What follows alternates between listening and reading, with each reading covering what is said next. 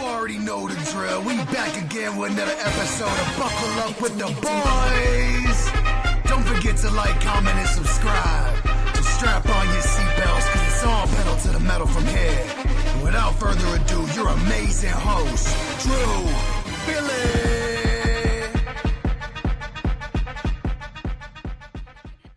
Welcome back to another episode of Buckle Up with the Boys here with your host DB and host Trevor Dinsmore. Trevor, how are you doing on this? God, it's a fucking crisp Thursday night. You were thrown off too? Yeah, it is Thursday. It is indeed Thursday. Not looking forward to what's coming though on Saturday. We're probably gonna get hit, man. I even saw something in the Midwest where they're worried about exploding trees, that it's gonna be so cold, and like aquifers are gonna be frozen and people aren't going to have fresh water. It's going to be nuts. It's going to be nuts, man. But let's enjoy the good weather, decent weather while we have it. And let's enjoy you have some good news for us, do you not? Yeah, no. We announced on social media, me and Mrs. Buckle, I'll just say that, we're going to having a kid August 12th. We made that announcement on social media, and then it was a little nerve-wracking. We just didn't know how to put it out there, but we used Trevor's gifts, his Steelers shirt or onesie, and Bill's shoes, and it came together well. So it was good. It's good. Very nice, Bill, and congratulations, of course, to you and to Mrs. Buckle. Yeah. Yeah, that's full disclosure, what was it, like 4 or 5 weeks ago or something that you broke the news to me, something like that? Yeah. It took me so much courage and so much like fortitude to hold that in from telling everybody, because once we hear that good of news, I want to spread it around. I'm like my mom. I tend to jibber jabber that all over the place, but anyway. Yeah. Congratulations to you all, and I will say it did pain me a little bit to buy those Bills booties. I didn't like that. No, I didn't like that. But again, I respect baby Billy's decision and right to choose. So. Yeah. No. But no, a lot of news to go through tonight. But there's somebody out there that has caught my eye that's doing a cool thing here, a small business in St. Mary's, near me and Trevor's. Back in our home county, Full Circle Property Services, junk removal, landscaping, lawn care, gutter cleaning, and snow removal. You can find them at that name on Facebook and Instagram. Check them out. It's a young man just wanting to go out there and do it as a small business. So check him out. And that's a lost art, I think. Hardworking young kids out there, but whatever. You're going to need that snow removal in about 3 days. That's what I'm saying. Now. Right. Yeah. So check them out. Give the man a call. Give the man a call. Yeah. But no, a lot of news here. Stick around for Trevor's segments. What's more likely is that on a scale of 1 to 10, are they fucked? Debate time. But news here first. Seattle's 1 win away from making Super Bowl 60. 60. Following Saturday night's drubbing of 49ers in the divisional round, a statement that would make any head coach proud with the 41-6 victory. Feelings from this game, I mean, right off the gate, the kickoff, I'm like, fuck, okay. Yeah. This is going to be a fucking landslide. But your feelings from watching that, Trevor, if you did. Well, I caught a little bit of it. I was at a good friend's birthday party on that Saturday, and in the midst of, I think it was about 12 beverages throughout the night. I had those I think it was those Jack, like peach, strawberry, those Jack fruit. Those go down like water. I'm telling you. So those in quick succession on top of some beverages with liqueur in them, with liquor. Like a Captain Morgan and like a Jack and Coke or something like that. It's never a bad day. It was a gnarly night. Yeah. And this game was unfortunately on last. Caught more of the Bills game, which I know we'll be talking about here in a little bit. Yeah. But yeah, once I saw this game get to, I think it was like 24-3 at one point, I'm like, this one's kind of over, isn't it? Yeah. And like you said, right in the beginning, Rashid Shaheed, a return kickoff for a touchdown, which we don't see all that often under the new kickoff rules. No. So when that happened, when that broke loose, I'm like, holy shit. All right. this will be interesting. See if San Francisco is able to respond. And unfortunately, without the likes of George Kittle playing for him and inconsistent play from Brock Purdy, it was a shit show. It was a shit show for San Francisco. And of course, the Seahawks just freaking cruised, man. They look unstoppable right now. Oh, yeah. The defense obviously holding Brock Purdy to 140 yards. And Brock Purdy was also their leading rusher, by the way. Yep. 7 yards, if that doesn't tell you enough about how this game went for the 49ers. And in fairness to Seattle's Seattle's defense, Sam Darnold only needed to throw for 124 yards on the game. Well, that's all he needed to do. And it was pretty much over from the start. And I'm pretty sure there were a couple defensive touchdowns mixed in there, or a defensive touchdown. My memory of the game is a little bit foggy. That's all right. Yeah. For, like I said, obvious reasons, and for the fact that I wasn't paying attention too much. Yeah. No. Do want to make a key point coming into the NFC Championship game. Zach Charbonnet out for the rest of the playoffs. And obviously him being a key member of the Seattle Seahawks backfield and one of their leading touchdown, if not their leading touchdown scorer. Yeah, that was terrible. I'll tell you this, though. Kenneth Walker, the third, he's just really come into his own here, though, Trevor. And he made a comment here, a nice quote. Shit. Yeah, he had 3 touchdowns. 3 touchdowns. But his press conference, he just said by the second half, he basically said 49ers defensive line was just gas, heavy breathing, and then their offensive line was just able to just fucking bully him the rest of the game. And Charbonnet, are you worried about Charbonnet's injury with the dual threat? Well, yeah, I'm worried about that, what it's going to do to the depth of their backfield. Obviously, they still have the likes of Jackson Smith and Jigba, if I can pronounce that correctly. Sam Darnold slinging it. Rashid Shaheed, obviously, on the kickoff. And I think believe he's their punt returner as well. They got weapons. Yeah. They got weapons. And honestly, they still have Cooper Kupp, who seems to perform well in the playoffs. AJ Barner's had a nice year. So they got pieces. And defense is healthy. So it's going to be a whale of a ball game. Obviously, the third divisional matchup between the Rams and the Seahawks this season. We'll see who's able to come out on top. They split in the regular season, from what I recall. Yeah, no, just like Trevor alluded to, make sure to watch that on Sunday night. I believe it's 6:30 is the start time on that. Yeah, it's weird. They're going to be playing at 3:00 over there on the West Coast. But anyways, that's all I really had in regards to that. I guess we'll get right fucking into it here, the way the script is. All right, we go to Denver, Colorado. A shocker here with the Buffalo Bills and the Broncos. How do you want to go about this here? I don't know. Overtime thriller. Sure. Like, do we want to diagnose the game a little bit before we start tearing into things? Yeah. We could. Do we want to get into the controversy that happened in overtime? Like, where do you want to start? Do you want to start hot and heavy, or do you just want to wade our way into things? We can wade our way into things, I guess. Okay, we can wade our way into the pool, and then eventually we'll get to the point where the cold water hits the ball sack, and right. All hell's going to break loose. Right. No, okay, all right. Let's do that. Let's do that. Yeah. No. I'll just get my points real quick, Trevor. Yeah, please. Josh looked smooth, and then the turnovers started piling up, and it just he got in his head. And the sad thing is, you can see on screen, you don't even have to be on that sideline. You can see that he's just dejected from what's going on with their play on the offensive side of the ball. Also, just the ball placement at times, it was just like, what? Inconsistent. The fuck are we doing? And then over just that knocks on a potential game winner.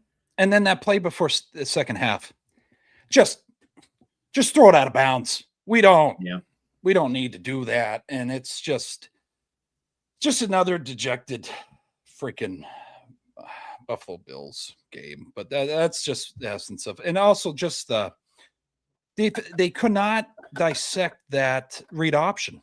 It just took them till the second quarter or third quarter to figure out, oh my God, Bo Nix might keep the ball and run with it. But yeah, that's just my 2 cents from that, Trevor, before we dissect everything else. Yeah, no, I got you. Yeah. But yeah, my analysis from the game is the Bills just kept figuring out ways to shoot themselves in the foot. Yeah. It was 5 turnovers. Josh Allen had a couple picks, and like you said, that inexplicable fumble at the end of the half cost them a field goal, and lo and behold, that's your margin. Yeah. So, yeah, obviously, this is quintessential Buffalo Bills, right? We thought, okay, here's their path to the Super Bowl. Mahomes isn't here. Joe Burrow isn't here. Yeah. Like, Lamar Jackson's not here. Right. Let's go, right? This is where we put the pedal to the metal. This is where you give the Bills fans what they've been longing for forever. Correct. That's a Super Bowl run. And you had that against, I will say, a decently vulnerable Denver team. Yeah. They didn't look overly stellar other than capitalizing on the failures of the Buffalo Bills. So I will give them credit in that regard. But to me, and I hate this trope of like, oh, this team didn't win that game. This team lost that game. This classic scenario here, the Bills lost this game more than Denver winning. More, kind of a sliding spectrum. It's more on that side of it. Yeah. But yeah, it's another bummer for Bills fans, and obviously ramifications came from that. And should we talk about the controversial call? Might as well get right into that, right? Listen, this is the first time I've come to the defense in Buffalo for a long fucking time. I really thought when he was on his back, watching it live, come down, elbow down, knee down, like I did in my little the dissecting of it, and then they flip over, and then McMillan comes up with it, and he's celebrating. I'm like, ooh, I think that's a catch. And then I go, well, the ball wasn't moving though. That's where I'm struggling. That, like, even if you watch my dissertation, my dissection of it, I'm like, the ball's not moving though. He has possession, and we've seen so many times. I mean, we've had our own trauma. Trevor, Jesse James's catch, all this other shit. It's like, so I don't know where we draw the line. The receiver has the possession of it, because this has happened before, that the guys ripped the ball out. No, he was down. And then, they come back and review it. It was so quick. Like Denver came on the field. I couldn't even catch my breath, and they're about to hike the ball, and then McDermott has to call timeout. I didn't get to get your feelings on it. I didn't mean to take over there, but yeah, it was an interesting call. It was a very interesting call, and they did call it an interception on the field. Yeah, which is what gets me.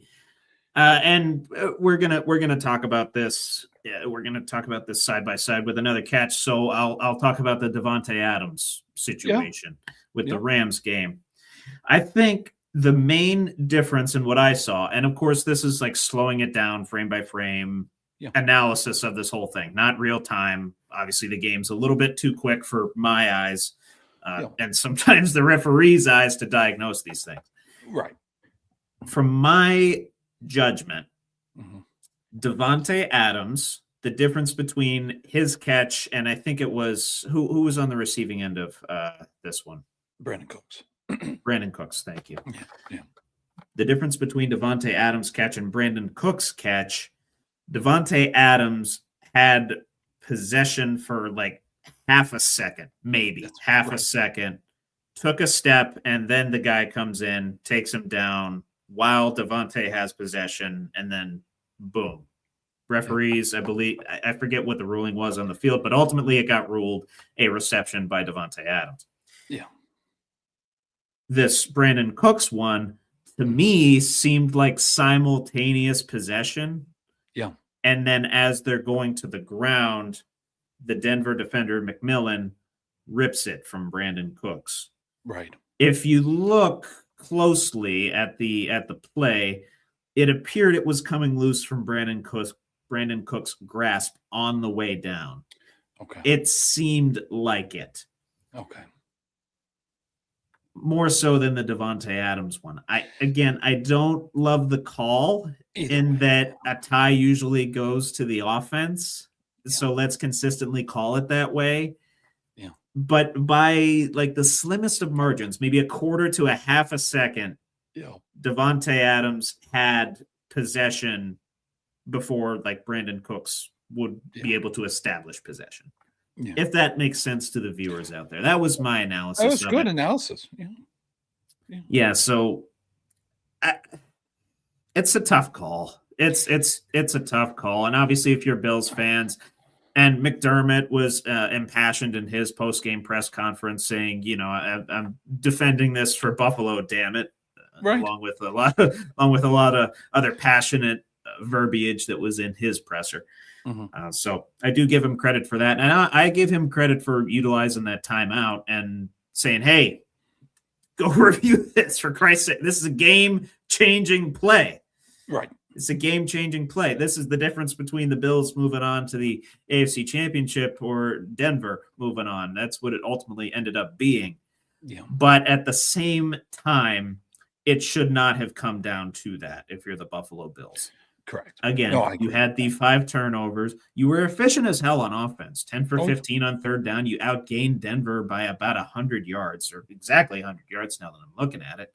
Mm-hmm. You should have won that game. You played a lot better football for the most part than Denver. It's just you kept shooting yourself in the foot. Yeah. In the most inopportune times. And yes, a lot of that was Denver defenders making plays, ripping the ball out, making a key interception, stepping in front of a potential Josh Allen touchdown pass. But they show up as turnovers on your stat sheet. Yeah. That's how it's going to go. You only forced 1, you gave up 5. You lose the turnover margin by 4, you're probably going to lose. Granted, you did lose in controversial fashion, but it should not have come down to that. And any player on that team, probably including Josh Allen, would be the first to say that. Yeah, no. And I just think back to, I don't know what down it was or what drive, but that pass he misses to Knox. Yeah. He lands that. Charlie, the game's over. Exactly. We're not even. They can run out the clock. They can, then, but I just want to go back to and then we'll get over the Pagula. I know everybody's wanting to hear us. Sure, yeah. Obviously, we'll talk about the aftermath here in a minute. But yeah, continue. Are we going to see an overtime rule change like we already saw with this 13-second game? The other team gets the ball, gets a chance, a challenge in overtime in the playoffs. Just one though. I would hope not. Okay. I like the rule the way that it is, in that replays are initiated by the upstairs. And apparently this one, I believe, was expedited. It was a very expedited review. It was very, very quick, which I figure with that one, you take a little bit more time. Yeah. Game-changing play, game-altering, playoff season-altering play. I figured you take some time with that. Mm-hmm. Do I think that this was a bit of a miscarriage of just having the replay booth buzz down? Yeah. I think this was made a little bit in haste. Mm-hmm. I think they should have taken the time to do it, get it right, make sure they're getting it right 1,000% over before they move on with the game. Mm-hmm. Do I think the rule should be changed over this, though? If I'm being honest, I'm sick of watching the Bills lose some way, somehow, and then a rule change happens because of them. I know. And that happens too, Yeah. Because I hate it for Bills fans for a good chunk of it, but I also hate it just because it's annoying. Yeah. I hate it for Bills fans in that your misfortune is leading to these changed rules, but you still can't capitalize on them after the fact. Right. If this rule was made before the season, right, that might have changed things. It's because of you that a rule gets changed to your detriment. So and it's just sad. And I'll say this. It is. And my heart was extremely heavy for Bills fans. And of course, I'd picked a Bills-Rams Super Bowl. The Rams side of that equation still very much alive. Yeah. But especially, like I said, when Burrow goes down and the Bengals don't do anything, and when Mahomes and the Chiefs are not having a great season, when Tyler Luke misses that kick, Lamar doesn't get in the playoffs. Three of the premier guys that you deal with in MVP conversations are out. They're gone. Not even in the play. You don't even have to go. You don't have to go through them. You don't have to see them. You don't even have to look at them in the bracket. All right. The way is paved. Yeah. You just had to steamroll through it, and you could not. Yeah. No, I'll say this just before we go over. That's the most pissed off I've ever been at a non-Steelers game. I'm just like, that's valid. That's valid. I'm like, you gotta pump the brakes, man. You gotta bring this back. And then I'm like, okay, McDermott, this is like the one time I'm okay with you calling timeout. Timeout. Right? And he did it, and I'm like, all right. He had 2 or 3 left at the time anyway, so he did a good job. You only get 2 in overtime. Excuse me. Yeah, so I think he had the 2 left. But I thought he did a good job managing the game. But then Tuesday, so you have the slump from Saturday's game. Going to Sunday, everybody's depressed, crying. Josh crying at the podium Saturday night. Going to Sunday, depressed. Monday, depressed. And then I believe it was Tuesday, right? Tuesday morning, yeah. Tuesday morning, they break the news. We're firing Sean McDermott. I'm typing notes just to give you an insight. On my Tuesday morning, I'm typing notes and I'm watching back. I'm like, oh, okay. And I didn't check any phones or anything. I was just busy. And then they were talking about McDermott getting fired. I said, no fucking way. They just fired him. Like, and then the group chats and everybody started piling in and saying, did you see this? Did you see that? You agree with this? And I'm like, that's quick, Trevor. I mean, we're talking 3 days. Your initial feelings from McDermott's firing before? It's not so much, and I discussed this with my father as well. Yeah. Like, rarely do we discuss anything outside Steelers unless it's like huge. This was huge. Oh, yeah. It's not that so much that surprises me because coaches have been scapegoated before. There's countless occasions where that's happened. So McDermott getting scapegoated. I even texted you that. You did. Dude got scapegoated hardcore. Yeah. But usually, well, maybe not usually, but a lot of times when that happens, you see the GM go too. Because usually coach GM on same page about where the organization is and is supposed to go. Owner has a different idea. Boom, you're both gone. Good. Get out. Yeah. Brandon Beane gets a promotion. We're talking about the same guy that has drafted 2 Pro Bowlers in Josh Allen's time on the Bills. Yep. The same guy that put together a receiver core for some reasons out of his control, but led by Khalil Shakir, who can't catch anything beyond 10 yards. Correct. Who drafted Keon Coleman, who's been an absolute nothing but a problem. Yeah. And who drafted Knox and Kincaid and those guys, but who hasn't filled out the offensive line, who hasn't gotten depth to the defensive side of the ball. That guy gets promoted, and then you fire the head coach that got you 5 division titles. Was it 5 straight years with a playoff win? I think. Yeah. Which there's been 3 teams in history with 5 straight years of a playoff win. The 2 other teams won Super Bowls 3 times. Bills have not even been to a Super Bowl. Right. Yeah. Another looming stat that'll hang over Buffalo's head for a while. Yeah. If things don't change. Correct. So that's the part that I didn't understand is you promote the guy that constructed the roster that Sean McDermott criticized going into the playoffs for weeks on end. 5 weeks. Like, hey, we need to fix this. We need to fix X. We need to fix the wide receiver situation. We need to fix the O-line situation. So he's aware of who he's managing and what he's working with. he's aware of the nuts and bolts of the project. But a good friend of mine named Kyle put this perfectly. Oh yeah. It's as if your owner fires the guy painting the house because he doesn't like the color, even though the manager of the project chose the color. Spot on. Fucking spot on. I'm like, that is the best fucking analogy I've ever heard. Brandon Beane chose the color of this house. Sean McDermott painted it. You're going to fire the painter. Yeah. Yeah. That's bizarre to me.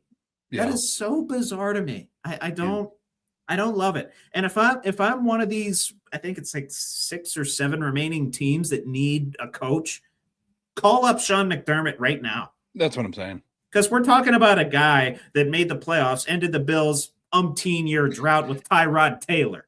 Yeah. And then, of course, led them on 5 straight division titles, Super Bowl aspirations. Couldn't quite get over the hump, sure. Mm-hmm. But at the same time, he knew what was going on within that organization. He had a great relationship with everybody in that organization, and it all went to shit. Do you want to talk about the Pegula presser? Yeah, we'll go through that. I'll just say this. He's told me he took notes on that. I'm like, holy shit. All right. Sean, Anyway. Just to start off, Sean deserved better treatment than I think how this all went down. He pulled you out of Rex Ryan days. Fuck you had. Oh my God. Ryan Josh Fitzpatrick and Josh Rosen. Anybody want to talk EJ about Manuel? That? Yeah. You're like ugh. But just to go forward here, the quote that really struck me when I'm watching Pegula's press conference, and it starts off here, and I'm quoting everything because I don't want people fucking calling me out saying I'm attacking a billionaire here because that's such a problem. But my decisions to bring in a new coach was based on results of our Denver game. Okay, so he's contradicting himself there, Trevor, because you said it was leading up to the season, but that's how you want to open the presser. I walked over to Josh. He didn't even acknowledge I was there. The first thing I said to him was that it was a catch. We all know that I'm talking about what I'm talking about. He didn't acknowledge me. He just sat there sobbing. He had given everything he had to try to win that game. I saw the pain in Josh's face at his presser, and I felt his pain, and I know we can do better, and I know we will get better. So right off the gate, you're telling me your ego was fucking hurt because your star player didn't say hi or, oh, hi, Mr. Pegula, or whatever the fuck your guys' greetings are, okay? And did you act on this decision because of that interaction? Because that's how you start your presser off, Trevor. Like that concerns me that you're so worried about Josh saying, oh my God. Yeah. Dude, the guy just fucking lost a heartbreaking playoff game. What are you on to shower you with love? And then if he curved that towards McDermott, like, oh, this is the feeling you've given my team under my ownership. Mm-hmm. Do you feel that at all just from that quote there alone? At all? Like, that's how I took it. That was how he opened his presser? Yeah. Part of it, yeah. I mean, I figured he'd just be focused on the team and the loss and, I don't know. The more I think about it and the more I watch Terry Pegula operate, the more I think he has a couple screws loose. Yeah. And, I'm a fan of one of the teams that he's an owner of. Yeah. Obviously, these guys haven't made the playoffs in 14 years, so maybe it is Pegula that's got the screws loose and not the GM. I don't know. Yeah. I don't know. I've yet to pinpoint that one. I really don't pay attention to like ownership affairs outside of when an owner gives a presser, which we've seen 2 epic pressers recently with owners. The Ravens owner, Steve Bisciotti. Yeah. Steve Bisciotti. Paisan. And of course, Mr. Pegula. Yeah. And I think it showed he hasn't done a presser in 5 years. And I just feel like the PR, whoever does his public relations could have got him a little better prepared because he was coming for fucking war, Trevor. Like, it wasn't just, oh, you're challenging me I'm not going to answer your questions. I'm going to try to like make you look like an idiot. That's just the feeling I got. So just going on here, they bring up, which I just didn't think it was right at all, the Coleman draft pick. Mm-hmm. So this is where, and I know Bills Mafia, if there's Bills fans that are going to comment on this, I'm going to be clear as day on what I'm trying to say here. Brandon Beane, there's a clip that came out at the combine for Keon that it says he comments on his 40-yard dash. And he said, "Oh, Keon. Oh, yeah, I've been looking at him." So, but you fast forward to now, it was all Sean McDermott's decision to draft him. But hold on now. Beane, you complimented him at the combine and said you were looking at him. So the shifting here is really like because Pagula jumps in there and goes, no, I'll answer that question. Cuts off Beane mid-answer and says, no, I'll handle that. That was Sean's decision. That was the coaching staff, and Beane was being the team player and made that pick. Motherfucker. Now, so what are you going to say to that clip that just got released 4 hours ago before this episode aired? Can you tell me? That's how we're running this organization? It's interesting. You know what I'm saying, Trevor? That's high school bullshit right there. That's what I'm saying. It's not good. Yeah, and here I thought when I was a young child, these adults are reasonable people. They got it figured out. They can manage things adequately and without any semblance of jealousy, emotion, ill will, or throwing people under the bus. Mm-hmm. God, was I wrong? Yeah. So, yeah, I don't love, calling out the owner of my favorite hockey team, but I'm not there's some criticism to be had here. He's got to face the music to an extent. And then just the last quote I just took from this, the reporter asked, the perception from the fan base out there is that this was some kind of power play made by you, directing toward Pagula to still be here and not, directing that question to Brandon Beane to still be here and Sean not. And Beane comes back with feelings hurt and goes, that's hurtful to even hear that or say that, for somebody to question my character like that. It's BS. I've never done that. If you'll remember 2023, there's an article. He talks about helping Sean's family, all this stuff through, I think there was something with his wife, Trevor. So he kind of makes it a little personal, like, oh, I'm not a bad guy. I helped the guy out. Well, why is he fired and you get a promotion?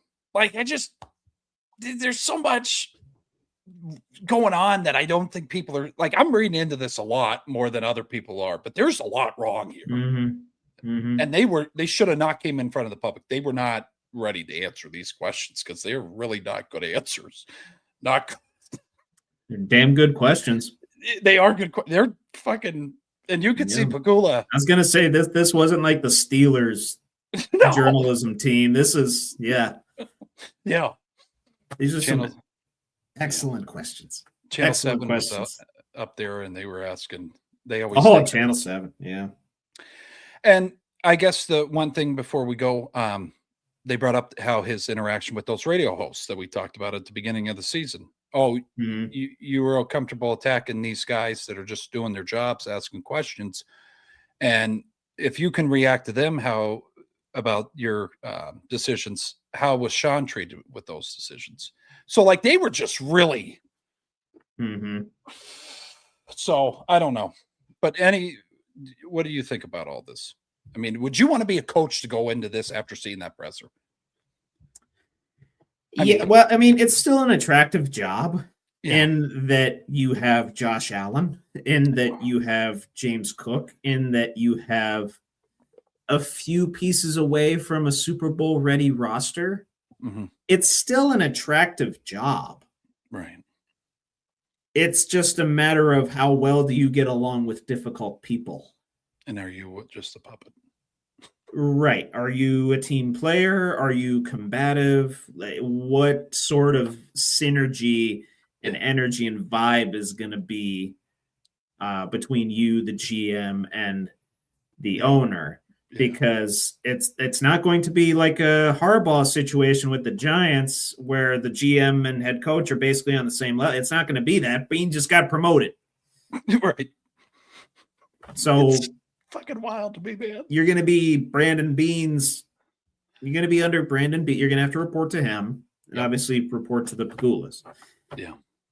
Yeah. So it obviously it would, I think that would have even turned off Harbaugh to that job.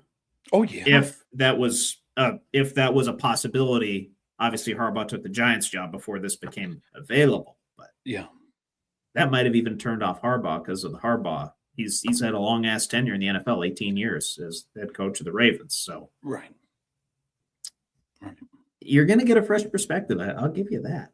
Right. Going to get a young head coach, I would think. Yeah. It's complicated. It is. It is very complicated. Because he made you a winner. I just think it's hard. He did to challenge. And the reasons that you fired him too is, the result of a wild ass playoff game and for criticizing the roster that Brandon Bean built. Correct. Like what? How much is Bean brown nose in here? Like, or does Bean know something that the owner doesn't? Is there some dirt there? Like, I don't. That's what I'm.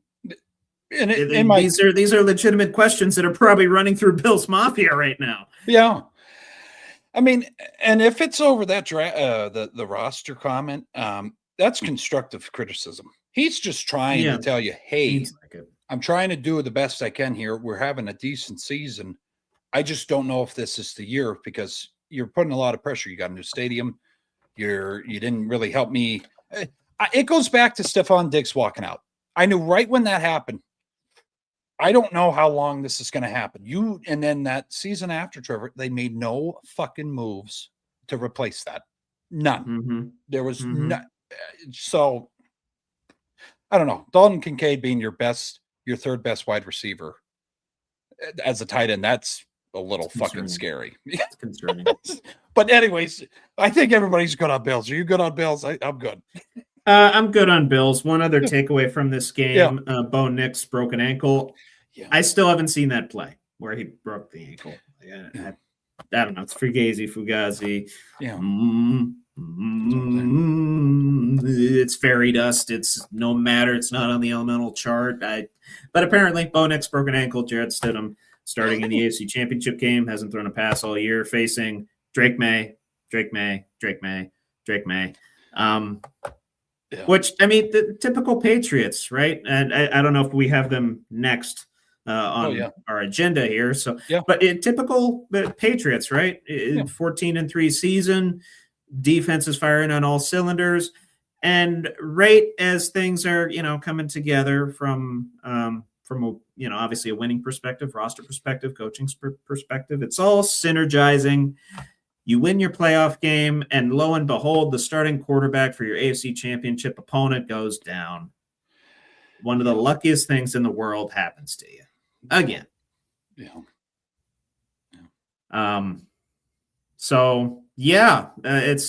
might just be a matter of who the Patriots are facing in the Super Bowl. We wanted the Chiefs dynasty to end. We brought the Patriots back. I know. And that's the pain. There's a lot of pain there. A lot of pain there. That's not to say that the Patriots did not look pretty good against the Texans, though. Defense dominated, forced Stroud to, I think, what was it, 4 first half interceptions? Yeah. Something ridiculous. Drake May. Drake May. He didn't play that great. No offense, Brandon. He didn't need to. He didn't really need to. Okay. Because I tell you the truth, I was driving back from my friend's party. Yep. But because I stayed the next morning, had some breakfast at Three Cousins Diner over in Pottstown, PA. Oh, shout out to them. I had peanut butter chocolate chip waffles, peanut butter chocolate chip pancakes. To die for. Hell yeah. To die for. filled up on those, and then we got to watch this game on the way home, about halfway through our trip. And it would just be, the Texans are driving. He hits Christian Kirk on a 10-yard pass. Woody Marks goes for 8 yards. A couple more plays happen. C.J. Stroud interception. Yeah. And the next drive, same thing. And the next drive, same thing. And it's like, oh, shit. Are the Patriots going to pull away? And then eventually, in the second quarter, they did. It was 21-10 at halftime. And it was pretty much all over but the crying from there. C.J. Stroud went into a shell, didn't really do too much after that. Didn't turn the ball over in the second half. I'll give him that. But just an all-around dominant performance from the Patriots defense. Opportunistic on offense. Obviously, Drake May had the 3 touchdowns, capitalized on all those C.J. Stroud turnovers. And lo and behold, Patriots are in the AFC Championship yet again. Yeah. Now, fun fact for everybody out there. Stroud's 7 turnovers in 2 playoff games has there's only one guy that's had more, and that's Carson Palmer back in 2015 for the Cardinals. So, and they made the NFC Championship. They did. Now, I'll ask you this, and I just remember back in the days of running, Trevor, there's some really good days, and then there's some really fucking bad days. Would you, at that stage in the first half, go, maybe I need to sit out? Maybe just do you ever? Yeah. Okay. I mean, it was getting there for me watching it. I'm like, oh yeah. Yeah. And obviously the halftime crew, what was the game on Prime? I forget what that game was on. Yeah. Whoever the analysts were, questioning the same thing. Like, should Stroud just sit out? Do you toss in Davis Mills? What the hell are we doing here? And thankfully, D'Amico Ryan, C.J. Stroud confirmed after the game that was never really a thought. That's the guy that got him there as their leader. They trusted in their leader, and ultimately it turned out to be all for naught. Yeah. I did forget about the booty catch. Again, I didn't see it. I listened to it on my phone as I was driving home. It was a pretty good catch. Yeah. Yeah. Okay. Yeah. He's honestly, he's impressive. I would consider him a decent fantasy option next year. Yeah. Seems like a good favorite target of Drake May. So. And Christian Kirk played his fucking ass. I guess he did. Oh, he had a great game. Yeah. He had a great game, as did Higgins. Made some big plays, and obviously the Houston defense did what it could. They only gave up, wasn't that many yards, 248 yards. Yeah, that's not a whole heck of a lot. And they sacked Drake May, I think 5 times.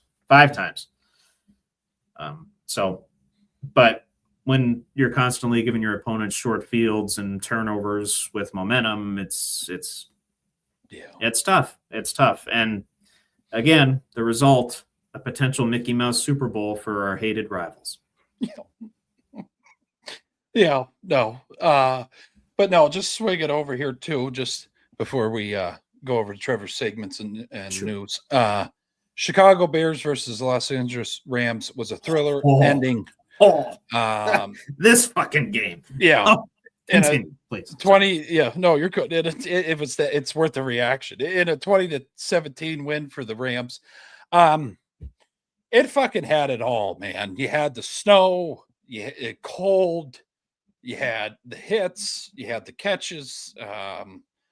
Jesus, I mean, I don't mean to steal your thunder if you were going to comment on it, Trevor, but I will say this, and I've talked shit on this guy because he paints us nails and whatever. Caleb Williams showed me he deserves to be here. And that last fucking gun it 20 yards back, run it back, and then gun the fucking thing I think it was Loveland. Stupid. Or Komet. To Cole Komet. Stupid. That was one of the greatest throws I've seen. Yeah. As soon as Jared Verse is coming after him, as soon as he turns his back, I'm like, oh shit, he's about to tackle him. This thing's done. And then he flips back around and fires the longest 16-yard touchdown ever, whatever, 14, whatever it was. And I'm like, oh my God, they're going to do it again. Yeah. They're going to do it again. Yeah. I want your thoughts on this. Yeah. Because this was a topic of debate on the Rich Eisen show shortly after. Mm-hmm. Should Ben Johnson have gone for 2? I really thought he was going to. I really did. Should he have? Is in your opinion, should he have? You had the momentum. The place was rocking. You had it. Because I mean, I believe McVay was out of timeouts. He couldn't call one to settle his guys down. Yeah. Like you said, place was rocking, momentum's on your side. Yeah. Sean McVay's mouth is still agape on the sidelines. You have a chance to maybe, work some of your magic, pull a rabbit out of your hat, one of your favorite 2-point plays, and go for it. Yeah. I understand why he kicked the extra point, played for overtime. It's playoffs, do or die. Yeah. If you do that and it doesn't work, you are crucified in Chicago. Yeah. So yeah, no, that's tough. That's tough. And to the credit of Ben Johnson's decision, it looked like it was going to work. Yeah. Because the Rams get the ball, they go 3 and out. Yeah. 3 and out immediately. Then all of a sudden, Bears are driving. They're on around the 40-yard line. They're about to get into field goal range. Holy shit. Caleb throws an interception, playing a little bit too much hero ball. Yeah. And then, oh shit, number 9's on the other side. Yeah. Shit. Here we go. He mounts a drive. Rams kick a field goal, win the game. In one of the better games I've seen this season. And, typical type of Bears game. Kind of middling for a little while, feeling each other out. And then you get to the fourth quarter and all hell breaks loose. It did. Because she was watching with me and I said, she's like, this is kind of boring. I said, I'm going to tell you right now. Give it a minute. You got 2 schematic out of their fucking mind coaches right now. And that fourth quarter's coming. It's going to be Joe Frazier, Muhammad Ali. Shit's just going to fucking blow. And it did. Fitz going to hit the shan. Yeah. And we're going to have some fun. And boy, did we have some fucking fun. Yeah. I'll tell you this, and the viewers out there, if you're a Bears fan or maybe you're getting into football and you're thinking, Bears could be your team, whatever. They completely fucking wrong on my opinion on their season, how it would go. Yep. And they should not hang their head. Not at all. No. Be proud of what you did because that city struggled many years, Trevor. And credit to the Chicago fans at the very end of it too. Obviously, bitter disappointment of a thrilling overtime loss in the playoffs. Mm-hmm. They still had the gumption to give the team, not a person moved. They gave the team a standing ovation as they walked off the field. Very classy from Chicago Bears fans there. Yep. And obviously a lot of hope going into next season with a fired up head coach, with a now proven quarterback, and a potential probably MVP candidate going into next season. Your defense is there. You have the weapons on offense coming back. Yeah. It's going to be fun to be a Bears fan.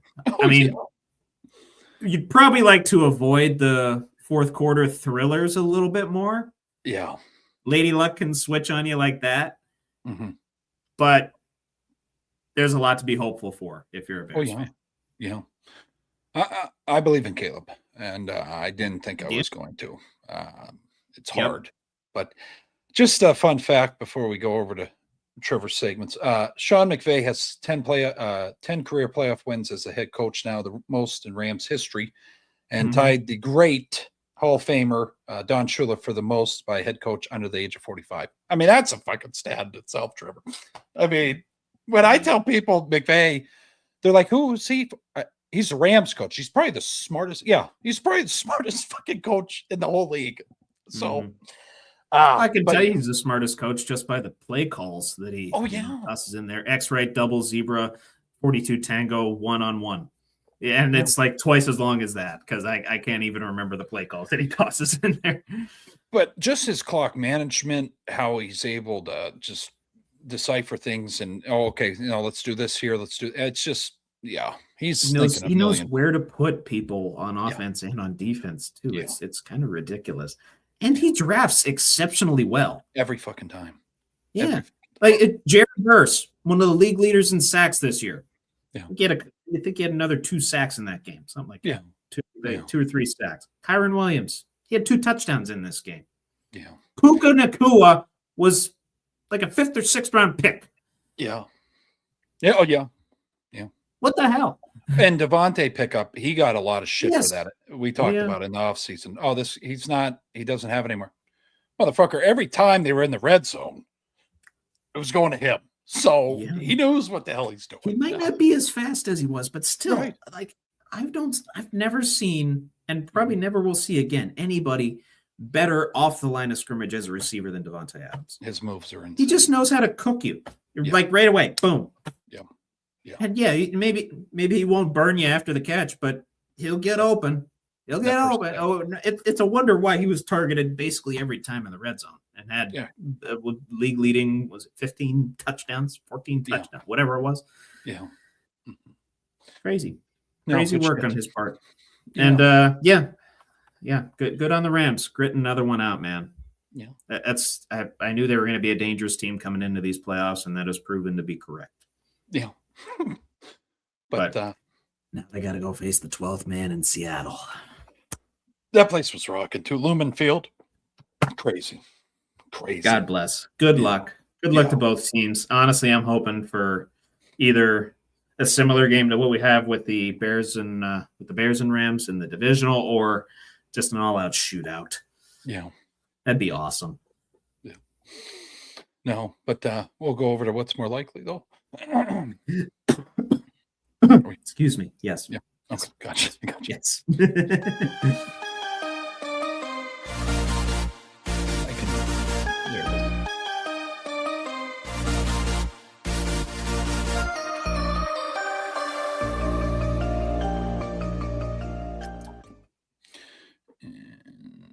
Welcome to this week's edition of What's More Likely with Trevor Dinsmore. Bet you didn't think you'd be seeing a Buffalo Sabres fan drinking out of a Steelers cup tonight, did you? Yeah. It's my water cup. My water cup. I need a little sip to get off the coffee there for a second. But keeping in theme with the championship games this upcoming weekend. Yep. Talking about Jared Stidham here, who thrown pass all year, coming into the biggest game of his life. Seeing how it's going to go. More likely that Jared Stidham throws for 250 plus against the Patriots, or Stephon Diggs goes for 75 plus yards receiving. Well, Stidham hasn't thrown a pass since 2023. Correct. I'm going to go Diggs. Okay. That's valid. Yeah. I will say, though, Diggs has only gone for 75 plus 5 times this year. I just feel like that defense is going to be on the field a lot. Denver? Yeah. Could be. They could get worn out. Yeah, it's tough. They're good at all 3 levels, but if you wear them out, control time of possession, it's possible.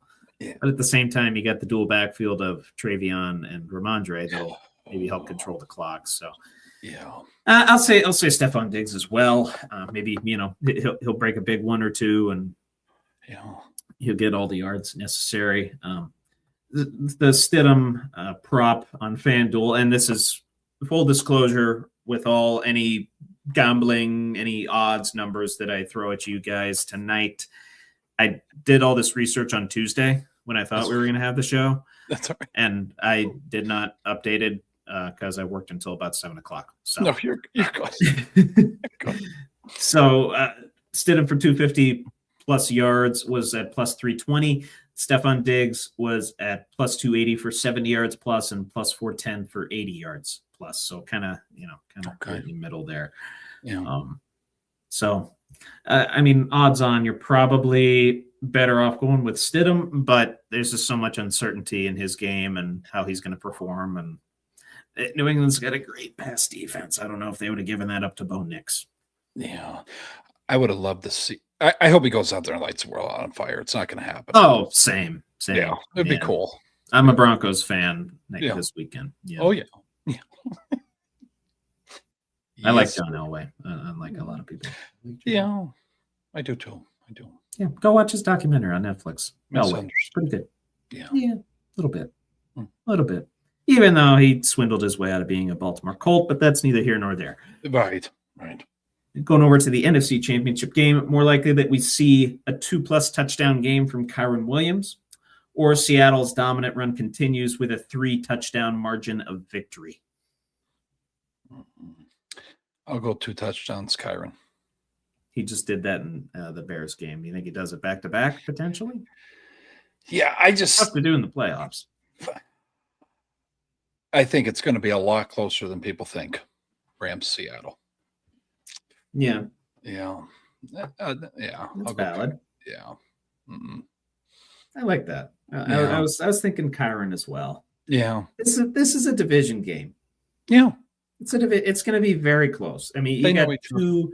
Yeah. Yeah, it's Sean versus Mike and Sean versus Mike in these championship games, by the way, in terms of the head coaches. But Yeah. Yeah, I mean, I know Seattle just throttled a shorthanded Niners team, and that was a division game in the divisional. Yeah. So, I mean, there's definitely a path to the 3 TD margin of victory. Oh, yeah. But, you know, a lot of things went right for Seattle. Obviously, the Rashid Shaheed touchdown. I think they had a defensive touchdown in there as well. So, yeah, I think it's far more likely you're going to see a closer game and then 2 Kyron Williams touchdowns. Just throw this because I don't know if we'll talk about. I'm not on the Darnold train yet. I'm still waiting. So, Yeah. Yeah. Yeah. I mean, 2 quarterbacks in history, 14+ wins in consecutive seasons. Yeah.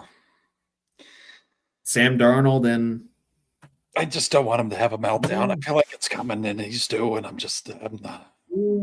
It's not good. It's not good. We'll find out. We'll find out. Yeah. 2+ Kyron Williams touchdowns plus 900 and the 3 TD margin of victory for Seattle minus 20.5. Alt spread is at plus 1060. 1060. Okay. Yeah. Good stuff. Yeah. And, moving on from the NFL for a hot second here, did want to talk UFC. I know we have some UFC fans in the crowd. I know I'm a big fan of Paddy Pimblett. Yes. Paddy. Yeah. He headlines UFC 324 this weekend. This is UFC's debut on Paramount Plus, switching over from that traditional pay-per-view model. So if you have Paramount Plus, go check out UFC 324 this weekend, headlined by Paddy Pimblett and Justin Gaethje. More likely result of that fight: a Gaethje victory by any means, or a Paddy Pimblett submission victory. Oh, I got to go Paddy's submission victory. I'm with you 3 for 3 here, bud. Yeah, but that Justin, heavy hands. He needs to be careful, Paddy. I want to see you eat the pizza at the press conference, not have your jaw wired shut. Okay, come on, Paddy. Fuck. I believe in Paddy. I do. I believe in Paddy. I think it was the Mike Chandler fight. Yeah, where everybody's like, put a lot of money on him. Put a lot of money on him. Are you sure? Put a lot of money on him. Yeah. And he tapped him out. He had that look, man. When he has that look, I feel bad for the other guy across the octagon because yeah, I think it's people get caught up in the swagger. People get caught up in the fact like, oh, he balloons to like 300 pounds when he's not fighting. And then he shreds down to I forget what class he's in, shreds down to like 160 odd pounds. It's like a little unhealthy for you, maybe, but guess what? He's still winning fights, and he will shove it in your face before and after the fact. Yeah. So he's fun. Yeah. Give me Paddy the Batty. Give me Paddy the Batty. eBay. I'm calling upon you, please. Please deliver my Paddy the Batty sweatshirt on time. Yes. Before the snowstorm hits. Very good. And before the fight. Okay. Right on. Yeah. I had to order a large. Yeah. I normally wear a medium. Okay. I don't know. I guess I'm bulking up. Yeah. No, I can't wait to see it. Yeah. Okay. It's going to be fun. Yeah. It's going to be fun. Yeah. It's going to be fun. Speaking of combat sports, sticking with that realm of things, going over to WWE. Oh, yes. Yes, which I know, scripted entertainment. It's a combat sport. It's technically still combat. It's listed under ESPN under combat sports. So if you want to argue with ESPN, go ahead. More likely that we see AJ Styles' last match ever at Royal Rumble 2026. This past Monday, he agreed to a career-threatening match against Gunther, who's developing that reputation. Or that we see men's and women's Royal Rumble winners that are not former world champions, women's and men's. Just the direction I've seen this beautiful business go. I got to go with the latter. With the latter. Yeah. Mm-hmm. I'm in agreement with you. We're 4 for 4. AJ's not ready yet. And I know they kind of take off a long time and they don't really leave, but Cena did it. Styles says 2026 is his last year. We're barely even into the year, dude. Yeah. They might have just re-upped your contract. I think it's expiring in February. Okay. So I'm hoping that, just like a 1 year. Yeah. Get it done. Yeah. It'd be nice. Mm-hmm. Some way, somehow, Styles will have to pull that out. He will. I don't know how. I don't know what sort of shenanigans are going to go on. Yeah, well, it's always that shit too. Yeah. Could be a weird finish. Could be interference. Could be a lot of things that go into that. But anyway, that's all I got, sir. For what's more likely this week, we're going to move on to Is That? And Billy has a new drop for us. He got rid of the car one, even though it was kind of a fan favorite and I liked it. He got a clean one. He'll deliver it to you right now. Go ahead, Bill. All right.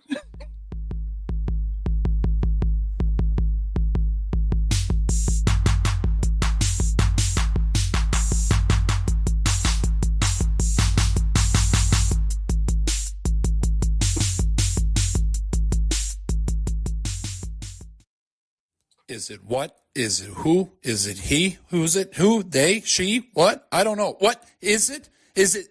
Is that? Is that? With Trevor and DB. Gonna suck the mic on that. When I hear it live, God. He played it for me pre-show. I'm like, okay, yeah, that sounds clean. And I think I was more focused on the lack of car noise. Yeah. The lack of the fact that he was barreling 90 miles an hour down the freeway recording the other one. But now that I hear that one, I'm just, damn it. It's funny. It's funny. Are we going to leave this one? Or are we going to record it? What are we going to do? We'll leave it? Okay. Right. We'll do it live. Fuck it. Fuck it. Do it live. Do it live. So in the midst of this whole coaching carousel, everything that's going on now, and to get you guys up to speed, Stefanski to the Falcons. That Minter went to the Ravens to replace Harbaugh. Obviously, Harbaugh's in New York, and Robert Saleh is now the head coach of the Tennessee Titans on a 5-year deal. To my knowledge, that's all that's gone on so far. Steelers are searching for their head coach among a few other teams in the NFL. But keeping with the theme, we've literally had a head coach theme all 3 weeks of this segment so far. We're gonna keep it rolling. We're gonna keep it rolling. Is that a team with more than five, so 6+ head coaches since the year 2000? Yep. So I'm just going to name the team. You're going to give me yes or no. Maybe take a guess at how many coaches that they've hired, and we can have a little discussion on the misery or delight or whatever the coaching experience has been for that specific franchise.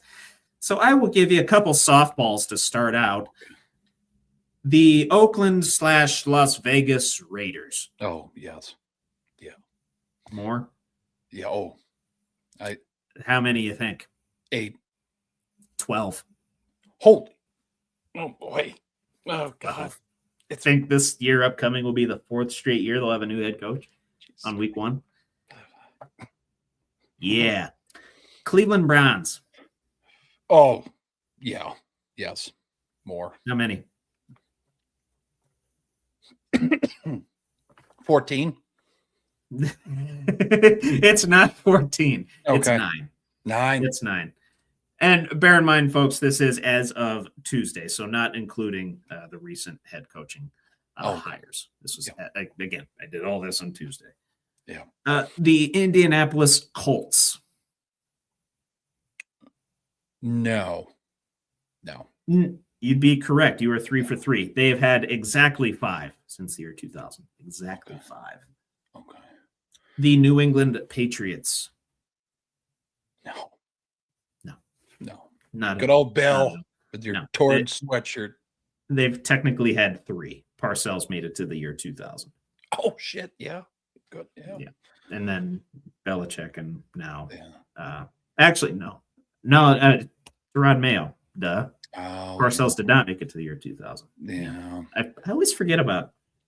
Gerard Mayo was their head coach. Yep. Shite. Minnesota Vikings. See, that's just an interesting one. Mm-hmm. They had that one guy for a while. No. You'd be correct in saying no. Okay. They've had 5 exactly. 5 on the button. Oh shit. Okay. Yeah. Mm. Yeah. And honestly, I don't remember a ton of their head coach. There was Mike Zimmerman. Is that? Mike Zimmer. Zimmer. They had that. Yes. I forget his name. I think it's like Trice or Price or something. Yeah, that was part of that 03 team, that meltdown. Oh, last of the Randy Moss years there. Culpepper. Oh God. Yeah. Dark times. The Dallas Cowboys. You got Garrett. McCarthy. No. They did. Oh shit. They do. Okay. They have 6. The early 2000s I struggle with. Okay. Yeah. I forget how long Barry Switzer made it, but I think it was Wade Phillips was in there. Oh my God. I remember that. That was And I forget who else along the way that they've had, but yeah, they've had 6. Okay. 6. Yeah. Garrett overstayed his welcome. McCarthy, of course, they had. Currently Schottenheimer. So I can think 4 of the 6. I can't remember the other 2. Yeah. But you're 5 for 6. You're 5 for 6, Bill. Oh, yeah. The Detroit Lions. Yeah, they've had more. Yeah, they have. They definitely have. They had 7. Well, that's less than okay. Not too bad. Yeah, not. I mean, for going 0-16 at one point, not as much as you might think. Steve Mariucci, that was a terrible time. Oh my God! And that wasn't he a Jets head coach too? Jets head coach, but Jim Schwartz. Those times were Lord, really fucking dark times for Detroit. Why did they fire Caldwell? Seriously. I always wondered that. Yeah. I always wondered that. I don't know why they ever got rid of him. Yeah. I thought he was pretty good for that organization. I mean, on the borderline of making playoffs, and you fire the guy, and then, lo and behold, you suck for a long time. Yeah. Until you get the kneecap biting Dan Campbell in there. Love it. Love him. Oh, yeah.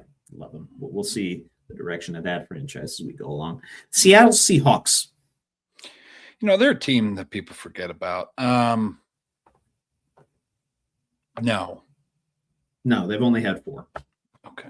Pete Carroll was there for a long time. And Mike Holmgren. Holmgren. Yeah. Led them to a Super Bowl appearance. Yeah. Yeah. So 7 for 8 so far. The Buffalo Bills. Oh, yeah. Fuck it. That's an easy one. Yeah. That's an easy one. The Bills have had 7. Okay.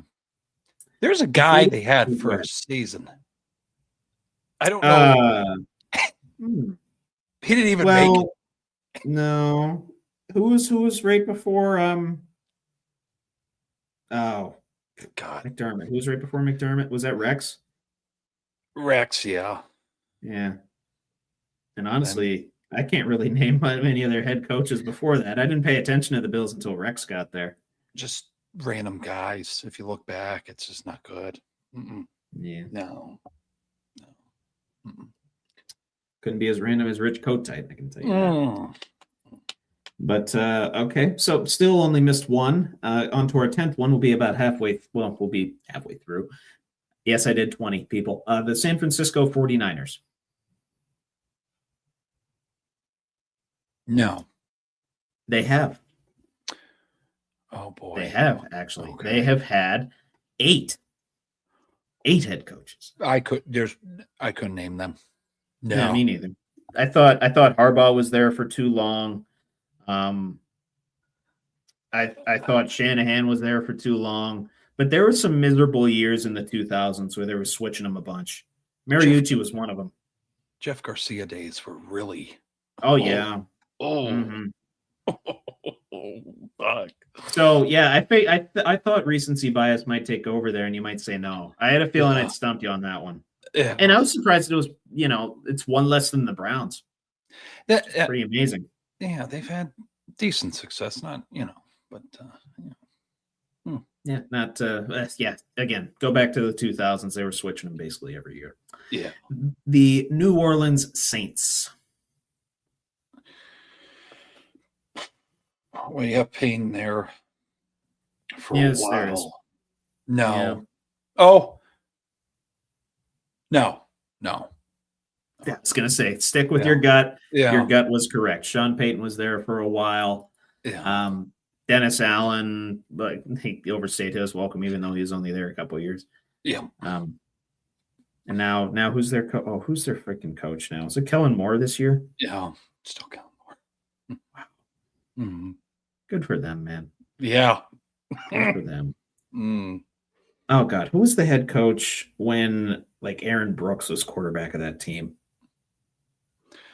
He's on the tip of my tongue. It's not. No, Moore was much earlier. Crap, I can't remember. Holmgren, he didn't go there, right? He never coached in New Orleans, right? I don't know why I'm thinking. Oh, there's your Bills head coaches, by the way. Mike Mularkey. Yeah, that's the guy that got fired. Oh, Levy made it to the year 2000? I didn't know that. Dead ass. Yeah. Anthony Lynn. Holy fuck, I haven't heard that name in a long time. I don't even know who the fuck that is. Me neither. I've heard the name though. Was he maybe he was the interim after Rex? Okay, maybe a buffer. That might have been it, because it sounds familiar, but I just haven't heard it in a while. Yeah. Softball, Pittsburgh Steelers. No. Yeah. Steelers. Noel Cowher Tomlin. Since my dad was born. Yeah. The Kansas City Chiefs. See that? Yeah, here's another. That is. Yeah, I was going to say that's another potentially tricky one for you. No. They've had 5 exactly. Okay. They've had 5 exactly. Andy Reid's obviously been there since 2014, 2013, whatever it was. Yeah. Cripes. Who else coached that? Who coached the team right before them? Right before him? I have no. I can't remember.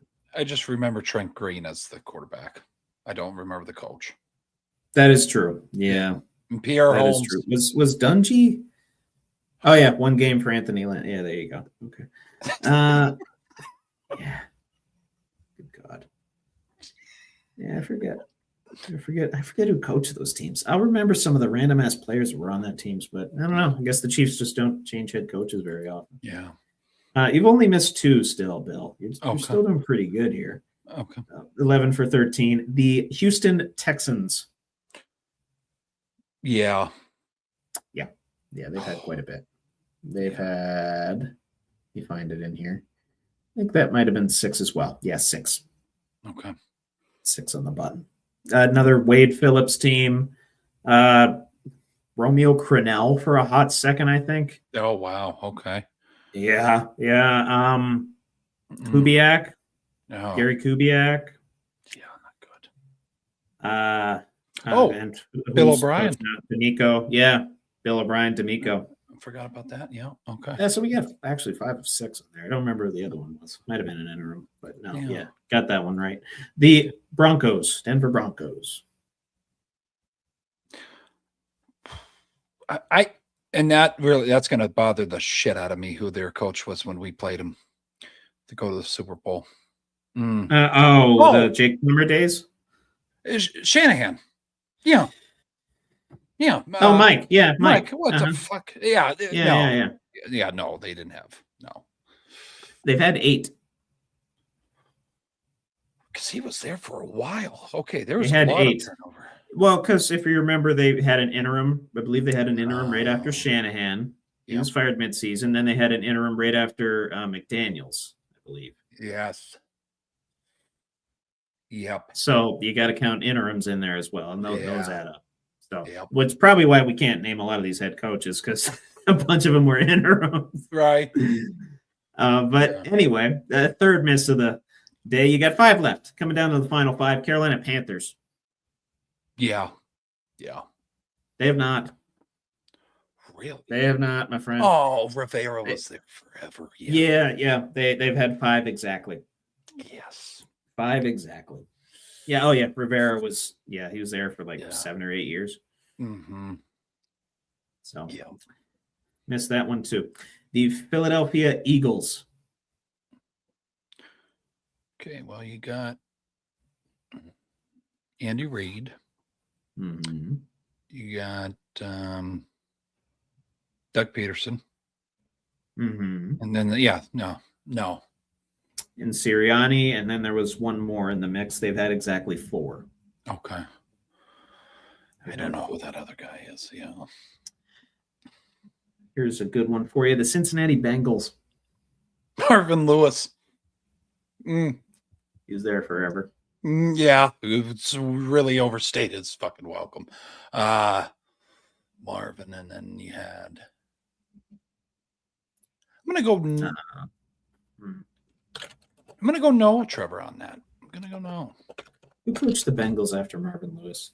Oh, I couldn't tell you. Oh no, it was straight to Zach Taylor. Oh, really? Okay. Who was it before? Oh, yeah. Jeez. Do you remember who the coach was before Marvin Lewis? No. It's Dick LeBeau. Really? Mm-hmm. Give that a Google. I just Googled it.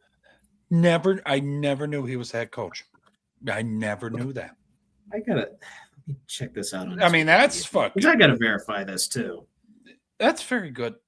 Yeah, Cincinnati Bengals head coach from 2000 to 2002.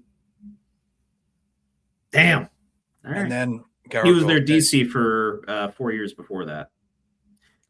Literally, he spent from the year 1980 to 2002 and basically until 2014 cycling between the Bengals and Steelers with a stop in 2003 with the Buffalo Bills. Wow. All right. And then that rookie, Ben's rookie year, I think we brought him in, right? 2004, 2005. 04. Yep.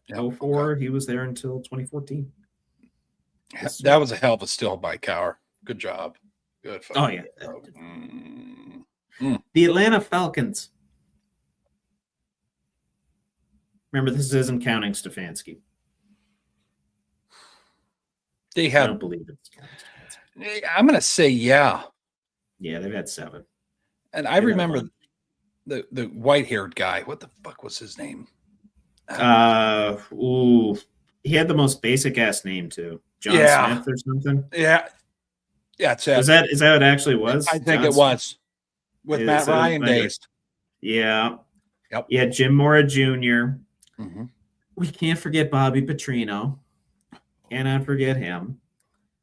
Christ. Who else was coach? Yeah. Arthur for a few years. Good call.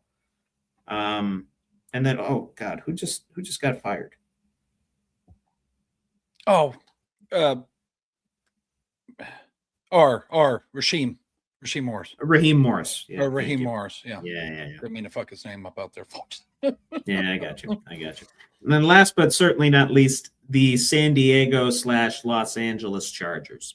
Oh God, I mean, you had Norv Turner there forever. Yes.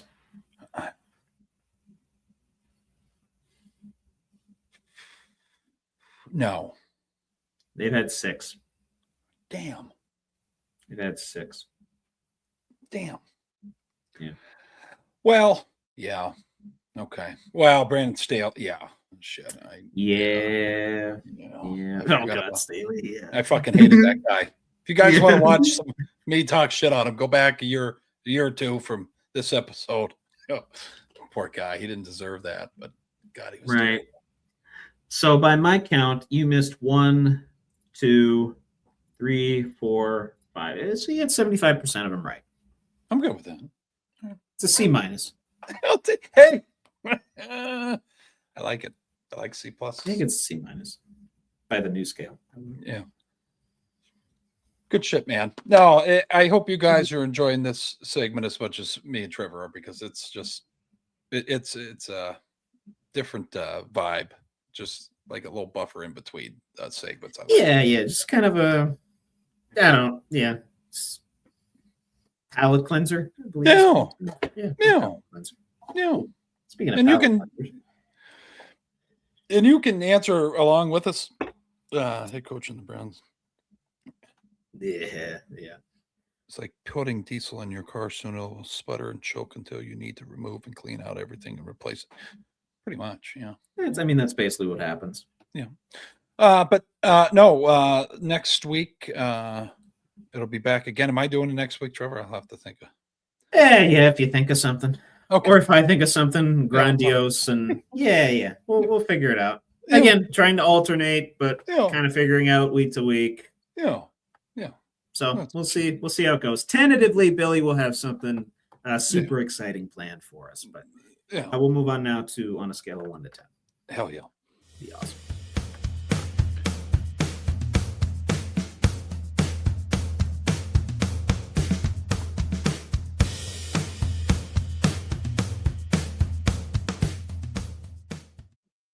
This week's edition of On a Scale of 1 to 10, Are They Fucked? How fucked are they? With Trevor Dinsmore. Hell yeah. Checking my Sabres score real quick. Oh, yeah. No, 3-2 with 6:10 left in the third. They're beating the Canadiens. Let's hang on here. Let's not drive my blood pressure up as we go deeper into the night. But one thing that might drive the blood pressure up is on a scale of 1 to 10. Are they fucked? This is going to be fun. I can tell. Yeah. It's going to be good. It's going to be good. So, Jonathan Harbaugh accepted the Giants job. Recently introduced the Giants. Had his introductory press conference, and there was an interesting decision made from ownership, for which Harbaugh is basically not going to have to report to Joe Schoen, the GM. Yep. And some people say, "Oh, this is you're giving the head coach too much power here." They are and basically putting the GM and head coach on the same level, but the head coach has more power than he should, so he might have BDE and blah blah blah blah blah. But obviously, due to the rapport that John Harbaugh brings to the table, Super Bowl champion, 6-time division winner, 12 playoff appearances with the Ravens. Probably the most tenured, most accomplished head coach the Giants have had, excuse me, in a long-ass time. Oh, yeah. In a long-ass time. Maybe since Parcells. Coughlin. Coughlin. Yes. Thank you, Coughlin. Yeah. Point is, it's been a minute. And they've been cycling through the likes of Joe Judge and Brian Daboll and God knows who else. So on a scale of 1 to 10, are they fucked? This power structure in New York, where Harbaugh is essentially on the same level as the GM. And in his press conference, to add a little more context before I have you give the answer, Harbaugh said it's much more of a collaborative effort between the two, and then they report directly to ownership. And it's not so much like a hierarchical issue and too much is being made of it. What do you think? On a scale of 1 to 10, is this fucked or is this more justified given Harbaugh's tenure previous? That tells me that's a contract. That was in his opening with his agent that he wanted. Sure. I felt he was restricted in Baltimore. That's what that tells me. No, I don't Yeah. wanna make you. It just, You're not wrong there. You're not wrong. I'll go 8 because it's breaking the norm, but it's kind of fucked. It's not bad, but it's not. I don't know. Yeah. I think. Well, then fire Joe. I don't. Right.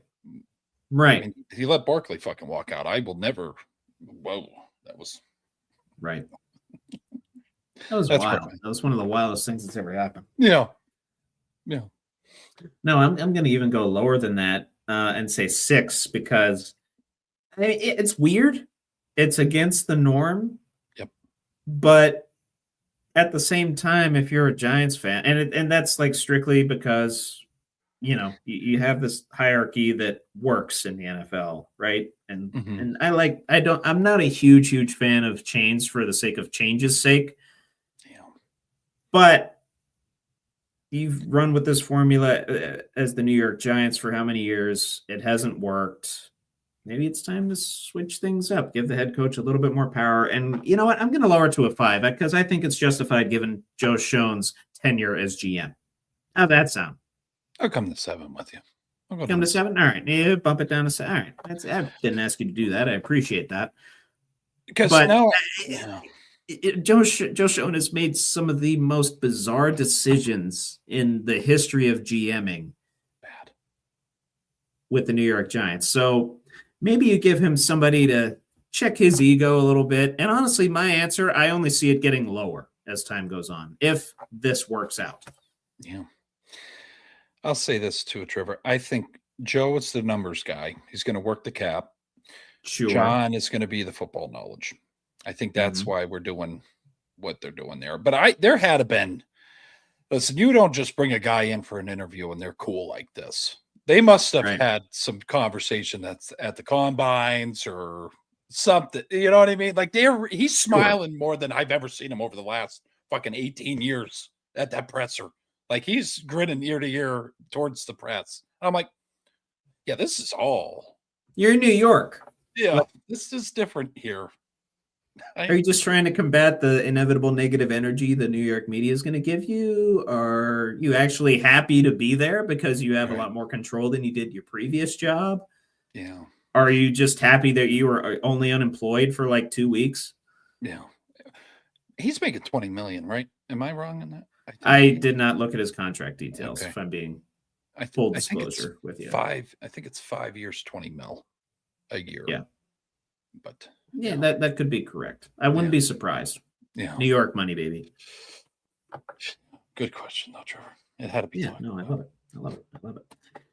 So I alluded to earlier during the San Francisco game against Seattle, where they got absolutely drubbed.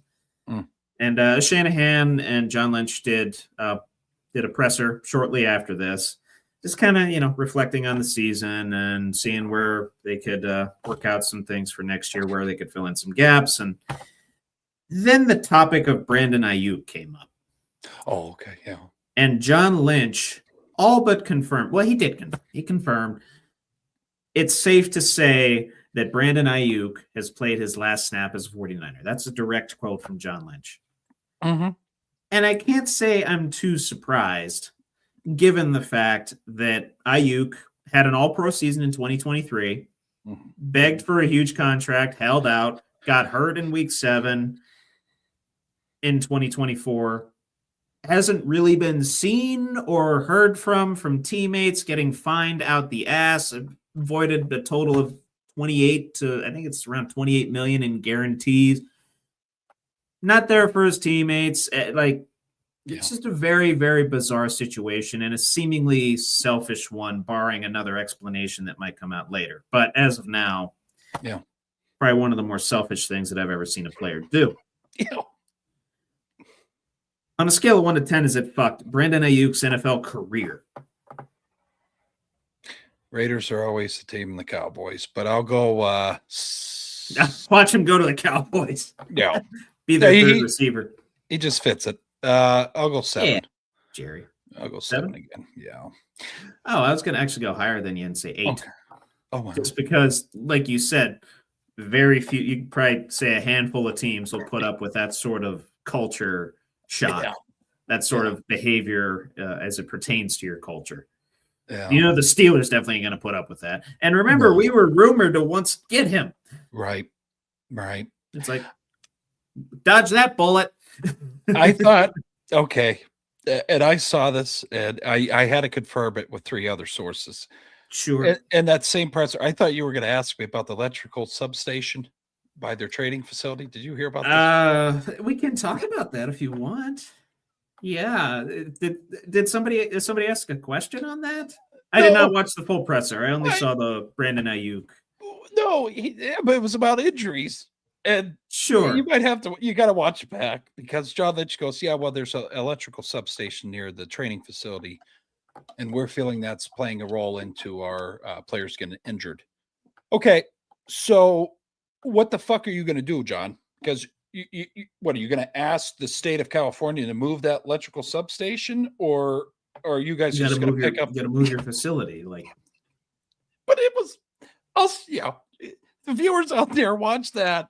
And it got like fucking Bill Walton, like California vibes in there. Like, I bet it's the waves of the electricity that are affecting our players. No, you just need a better training staff. I don't think it has anything to do with the substation. I'd have to do some research on the science for it. But all right, we have science with Trevor on Wednesdays if you want. I don't think I'd rather do wrestling, but that's fine. Yeah. A side note for Penguins fans that are watching us right now, they are up 3-0 on the Oilers in the first period. 4:14 left. Okay. I say that because I just have the NHL scoreboard to my right. Mm-hmm. I think it might be the viewers left. I don't know if this mirrors or not, but yeah, Penguins up 3-0, by the way. Okay. So there you go. On a scale of 1 to 10, is it fucked? The fact that the Indiana Hoosiers are not immediate betting favorites to win the national championship in 2027. Ohio State's favored over them. How do we feel about that? I didn't get to see that, and that just really put a fucking thorn in my side. I'm going 10. You got a guy. You got a Paisan. Sorry. Paisan. Yinzer, Paisan and Yinzer. They're using his motivational speeches in business classes at some of the most predominant colleges in America. Trevor, we talked last week about the if you wouldn't have brought that up, I probably would have never known the transformation of Indiana football. Mm-hmm. How the fuck aren't they one? It's like, I just don't. That's bizarre to me. I mean, yeah, I guess Mendoza's getting drafted, so you got the quarterback situation to figure out. You're losing a Heisman winner. His brother's and a guy that made one of the most heroic plays I've ever seen in a national championship game, too, by the way. On a 4th down, diving. Amazing. It's fucking amazing. Bar went nuts. Yeah. Crazy shit. Yeah. I 10 all the way. That's kind of bizarre to me. And granted, I didn't look at, I should follow the recruiting trail a little bit more. Perhaps Ohio State, had a bit higher of a recruiting class than Indiana. But I'm at the point now, as if I wasn't before, I don't doubt Sig at all. No. I don't. Mm-mm. Zero. None. No doubt in his ability to win. Yeah.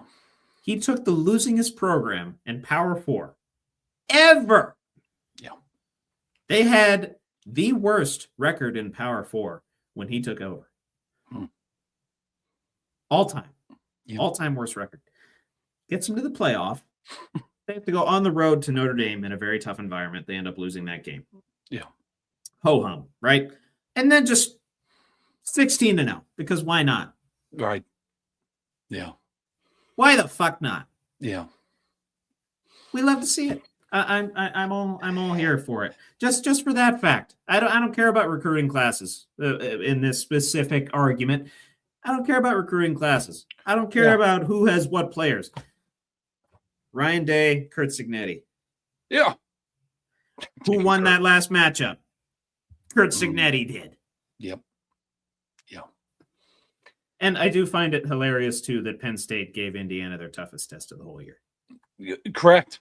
Yeah. Yeah. And they still found a way to win. Still won. Indiana did. And they won the whole fucking thing. Yeah. Won the whole fucking thing. As of Tuesday, Ohio State was at plus 600 to win the national championship. Indiana plus 700. Right behind them. And Notre Dame's right with Indiana at plus 700 when I checked it. Okay. So not bitching about that part, just about the No. Yeah, it's a little. Yeah. Yeah, a little bizarre. Every year I hate Ryan Day more and fucking more. I mean, this isn't Ryan Day's fault per se, but I just think there's a lot of politics down there at the Ohio State. I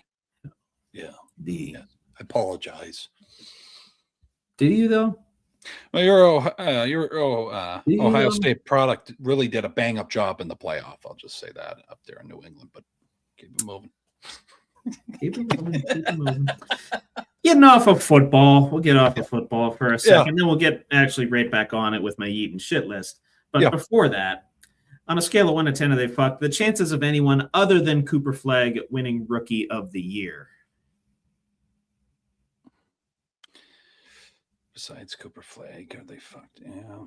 I mean, I can pull up some other odds-on favorites for you if it might help. Nah, I'm going 10. Cooper Flagg's just, I've watched his highlights. I told you I can't watch NBA games anymore. I'll watch the highlights, but he's just special. He's a special player, man. Special. I don't know how else to say it. I don't think it has the same. He has the same pull as Wemby did when he came out, but the hype is there for him. The hype is there for him. He's just in a fucking that organization. Something, Mavs. Mm-hmm. I mean, Luke and him would be fucking. Oh my god. Well, they wouldn't have got the number 1 pick without trading. Yeah, you're right on that.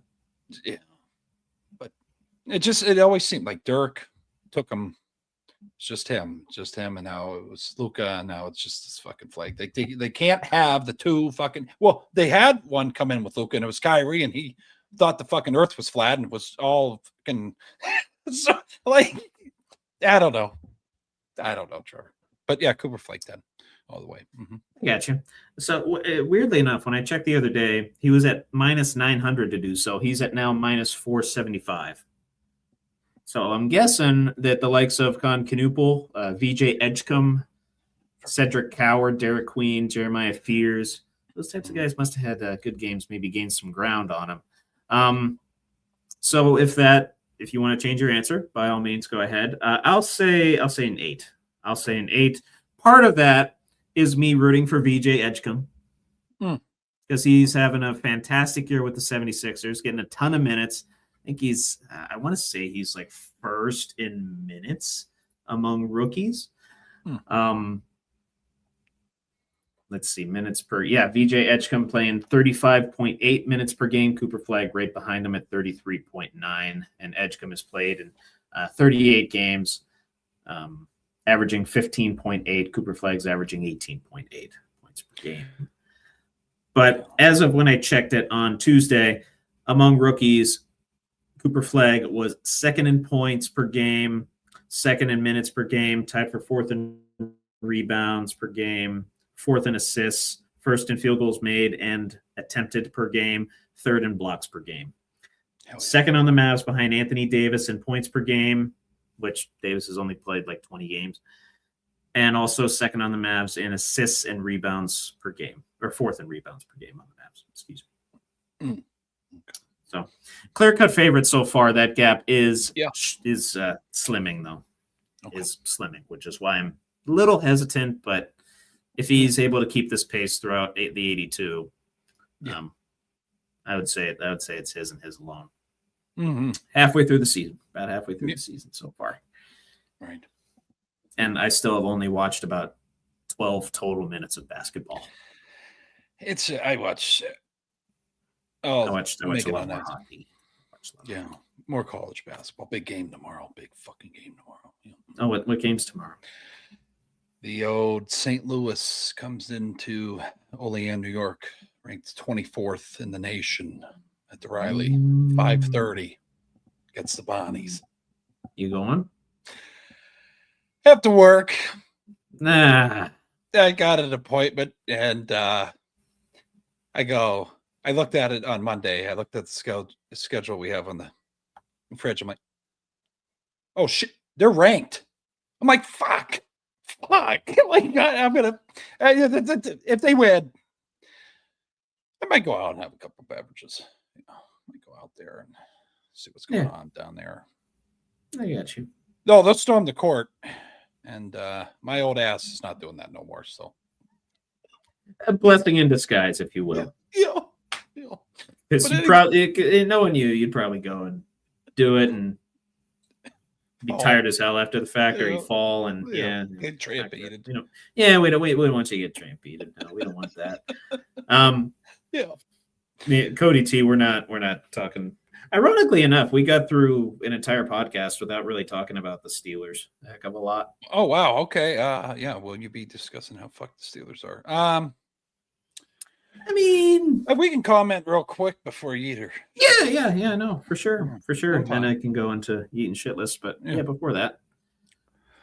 I'll give my insight. I think the Roonies are going to make the smart decision, and they're not going to rush it. Here, I can pull the comments up now.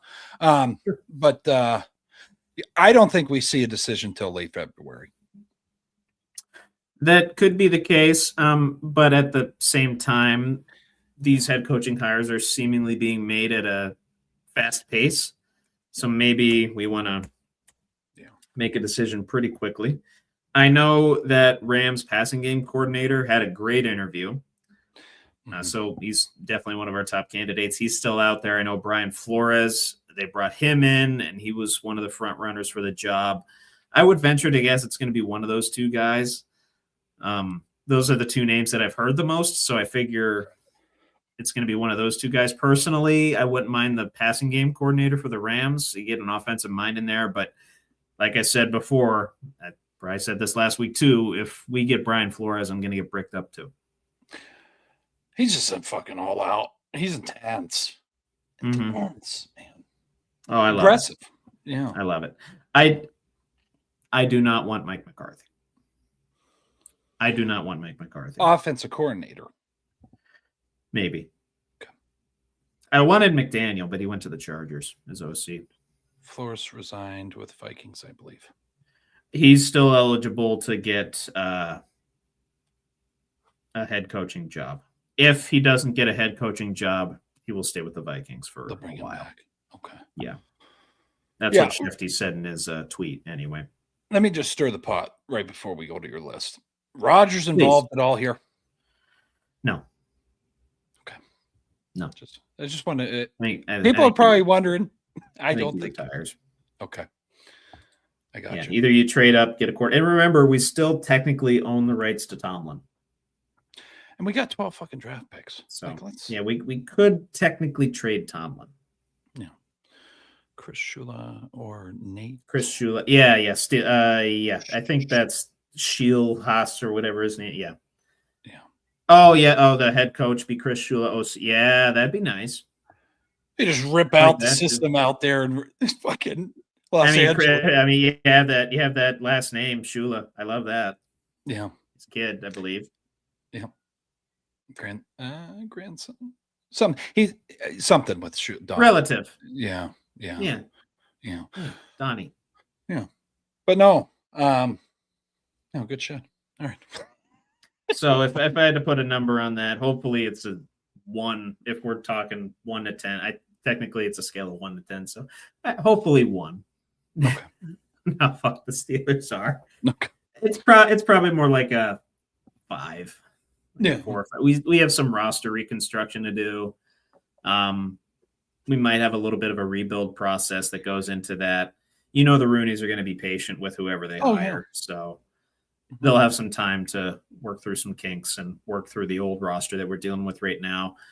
I want to say we have around $45 million of cap space heading into next year. Yeah. So maybe get some younger bodies in there and get some more energy into that locker room rather than, veteran entitlement and allegedly veteran entitlement and wanting to get theirs and blah, blah, blah, blah, blah. Yeah. So realistically a 5, hopefully a 1. Yeah. No, I agree with you. I agree. Yeah. Yeah. Good shit. But yeah. We'll do, excuse me. Oh, yeah. Let's sort through some. Okay, here we go. Yeet and shit list. Yeah. Gotta do that real quick. I'll do Yeet list first. Okay. It's an easy one. Yeah. The Indiana Hoosiers. Yeah. They won the All Natty. day. All day. They were the people's champion. Yeah. And it's a shame that everybody's going to have to root against them now because they're going to be a perennial contender. So, Yeah. I don't think we're. I don't know. I'm still going to be rooting for them because they got the Yinzer at the helm and Yeah. they got the Paisan. Jim Schwartz. Yeah, Jim Schwartz is DC. Then the shit list. The Buffalo Bills brass. Yeah. The Buffalo Bills brass. I'm just going to put Bills brass. Yep. For firing McDermott, promoting Bean, giving out weird press conference answers. Yeah. Yeah. And seemingly leaving fans in a state of, I guess, confusion. They're not smashing tables. They're smashing their heads into walls. That's perfect. Put that on. They fired they fired the painter, not the guy that chose the paint color, even though they hated the paint color. Yeah. Yeah. But all right, we'll go over to debate time here and stick around for Be a Man question of the week with Trevor after debate. Special one this time around. Yes.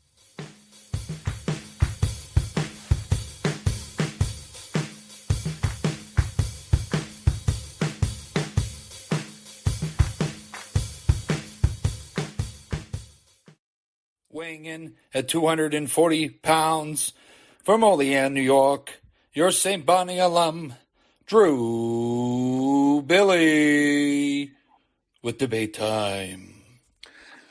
All right, 4 questions here for me and Trevor to dissect. They're pretty interesting ones here. Is this the most wild season of NFL we've ever seen? It's up there. Okay. It is up there. What was the year that the Dolphins won the division? Is that 2007? Yep. That year was pretty wild. I think that was Tomlin's first year as a head coach as well. Yeah, that one was up there from what I can recall. Yeah. Maybe the year that there were some wild games during that year, but when the Chiefs played the Rams in that 54-51 game, I think there was just like a bunch of high scoring games that year, and we thought, oh, passing game's going to take over. Yeah, so that one was pretty nuts. COVID year, obviously 2008 with Brady going out kind of left that AFC wide open, and look who took advantage of it. Yeah. Randy Moss getting traded, that was kind of nutty. Yeah.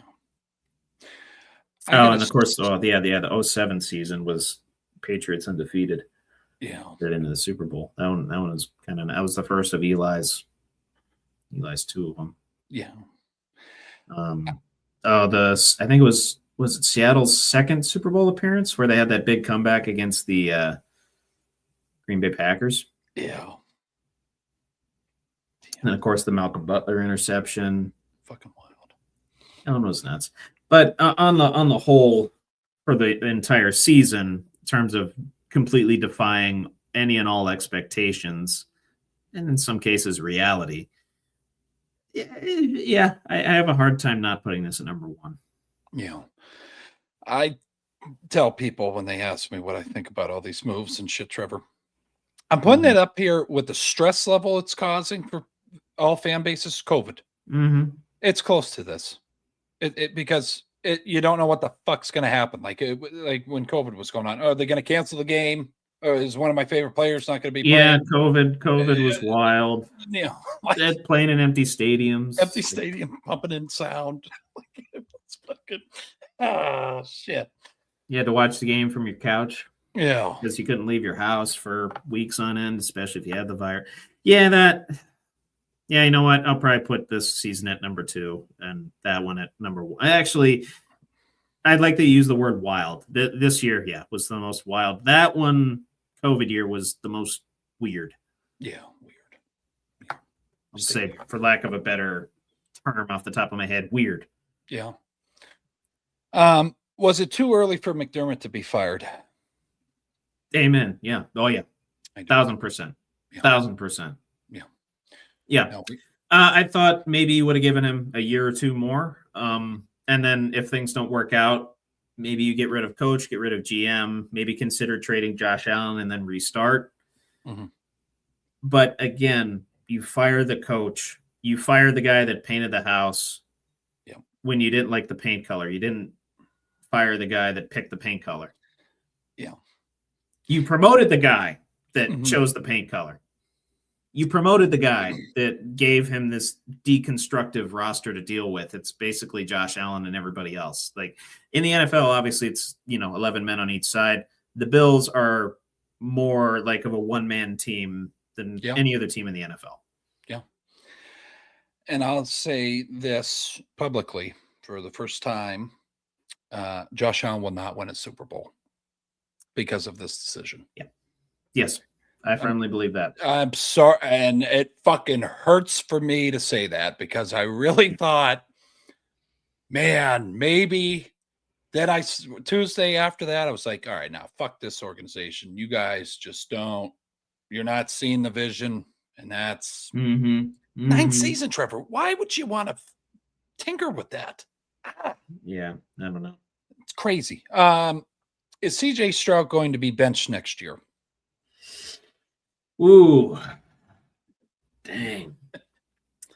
Yeah, the thing is, they have a club option on him that they'll have to figure out by May 1st. Good catch. Yep. And if I'm the Texans, based on his performance in the playoffs, 7 turnovers in 2 games, when he had 1 turnover the last entire month of the season. Yeah. That's beyond costly. Yeah. I mean, that's as close as you can get to pinning the game on one guy. Yeah. That owner is aggressive. The next year, he's going to be the guy. He's going to be the starter, obviously. He has that potential. He has the skills. We've seen it. We saw it in his rookie year. Can he recapture that, evolve as a quarterback, figure out what defenses are trying to do to game him, and then he maybe games them? I don't know. He's got a lot to figure out. He's got still a lot of developing to do. But can he do it? Yes. Will he do it? I don't know. He has a defensive-minded head coach. Yep. And we'll see what he's able to do. We'll see what he's able to do with his OC and his offensive staff. I don't know. Yeah. Will he be benched?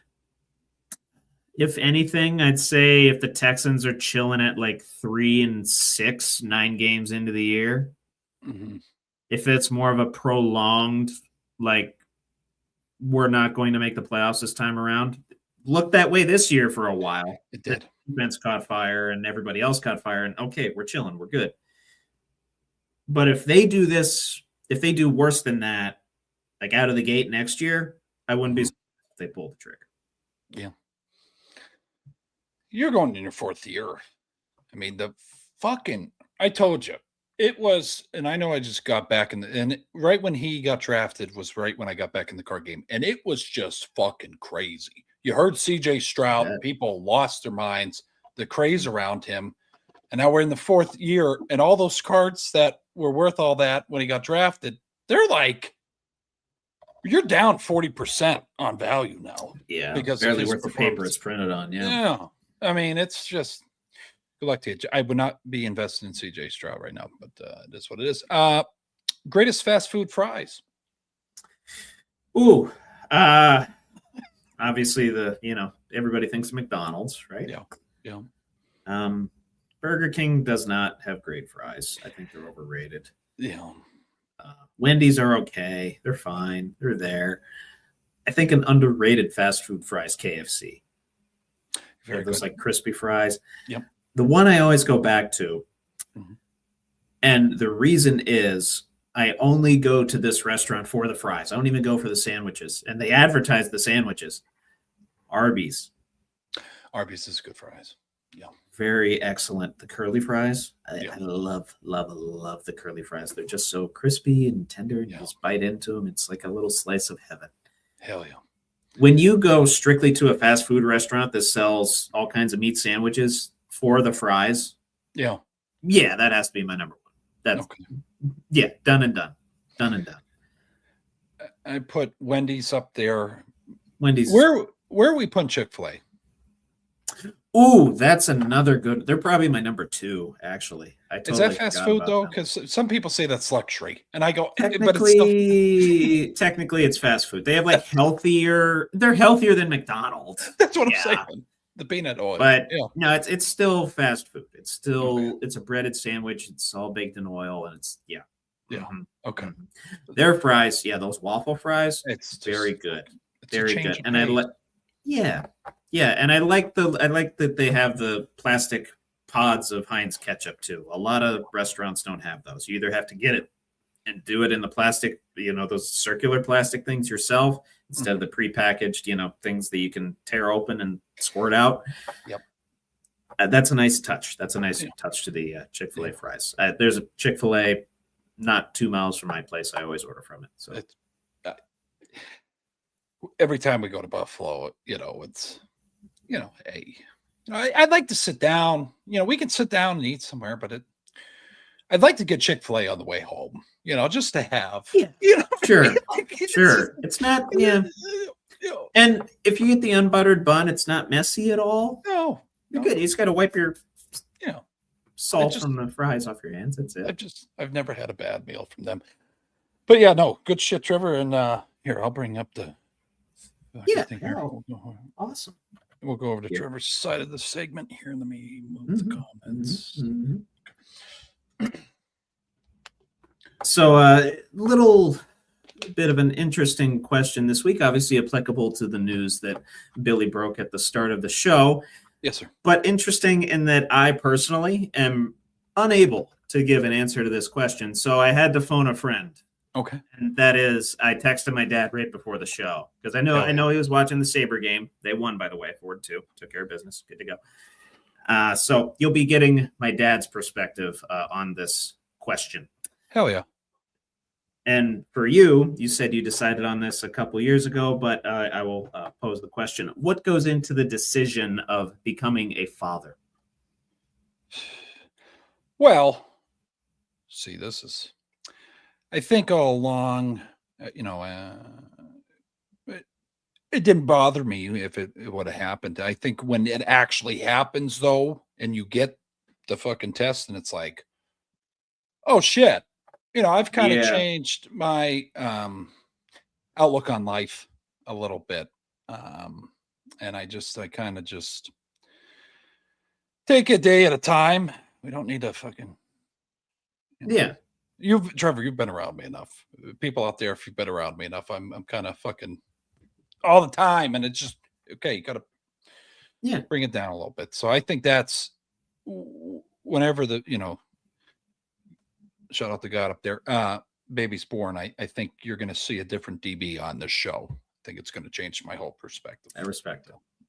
But I love that. That's the best answer I can give you right now. Now bring Taylor up here. Yeah. Did anything in particular, like any moment in time that's kind of struck you and said, hey, I want to be a father at some point? Did that, like, an epiphany ever happen for you? Or was that just something you always wanted to do, and then you found obviously the right partner for that? Yeah.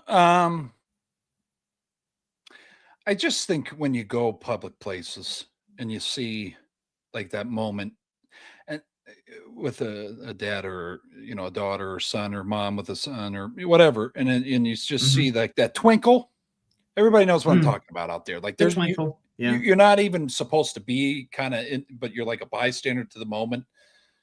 It's like, yeah, man, that's fucking cool. I don't know if that dad's feeling the same way I am about the thing going on here, but I don't know. And then just the interactions, like, and you can probably call to him too with your dad. And it's just, there's signs that, yeah, I'd like to do stuff like I did with my dad with, daughter or son, whoever it is. It doesn't matter. Just healthy. So, yeah. Awesome. Yeah. Awesome. I got deep there with you. You guys don't get to see that. Yeah. Yeah. If I can ask another question, and feel free to not You're answer, were you and Taylor always on the same page about it? She was fine with it 3 years ago. It's just all right. Yeah. Okay, that answers that. Yeah. I just I don't know. I think you got to be the biggest thing, Trevor, I'm going to tell you and the viewers out there, the biggest thing when we got the house, I think that was like the biggest, I don't know, life's happening.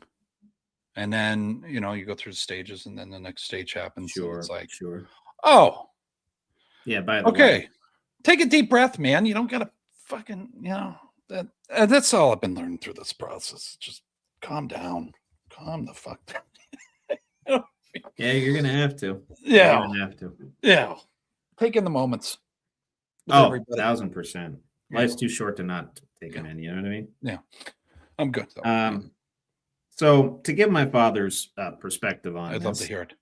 I'll just read his exact text that he sent me.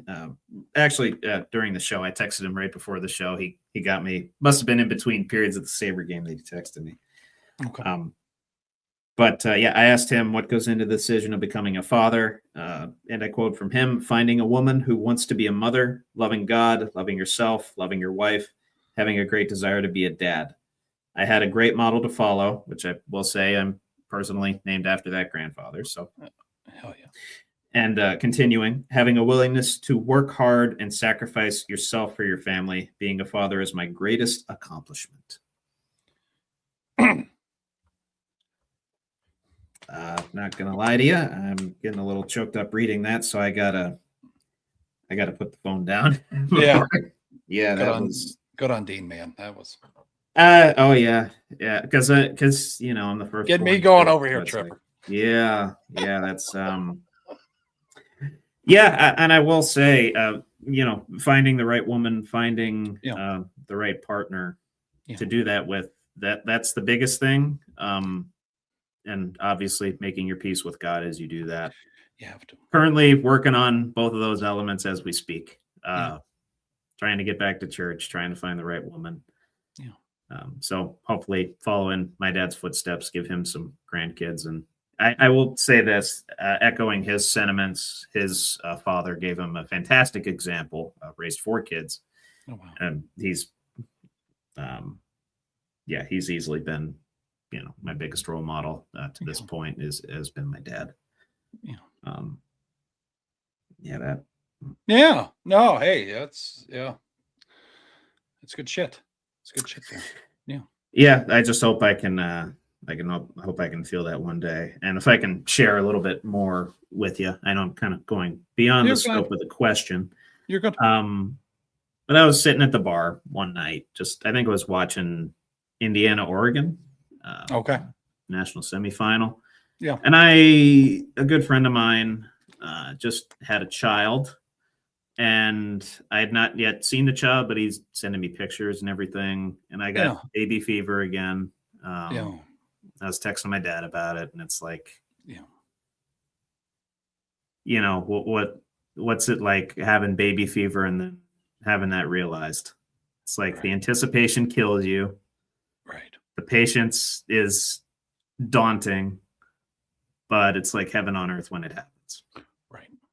So some food for thought there. And yes, I cried when he sent me that too. I cry at a lot of the stuff he sends me because he sends me like sentimental shit now. Yeah. You know, I'm at that age where I'm like in touch with my feelings, and so is he. Yeah. So that's a beautiful thing. It is. It's a beautiful. It is. Yeah. But anything else for them, Trevor, out there? No, I think I'm all good to go. Obviously, thank you, Dad. Thank you to all the dads. Thank you to your dad. Obviously, without your dad, you wouldn't be here. We wouldn't have met each other, and we wouldn't be doing this show together. Right. And to those that are soon to be dads, best of luck. To those that are dads, Godspeed. And to those that want to be dads, make it happen. Yeah. No, we appreciate everybody as always. We hope you enjoyed this episode as much as me and Trevor did, because this was probably one of our best. I really enjoyed the conversation we had, and I hope you guys did out there as well.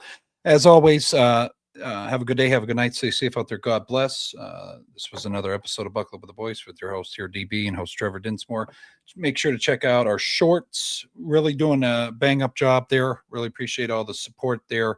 The subscribers and the commenters, and a lot of people love Dale Earnhardt. I knew about Dale, but we appreciate someone gave me that little nugget to put out there, and that's one. I got to read that comment section. I got to read that comment. If you're looking for a good time, check out the Dale Earnhardt short. Is that on YouTube with all the? It's on YouTube. Okay.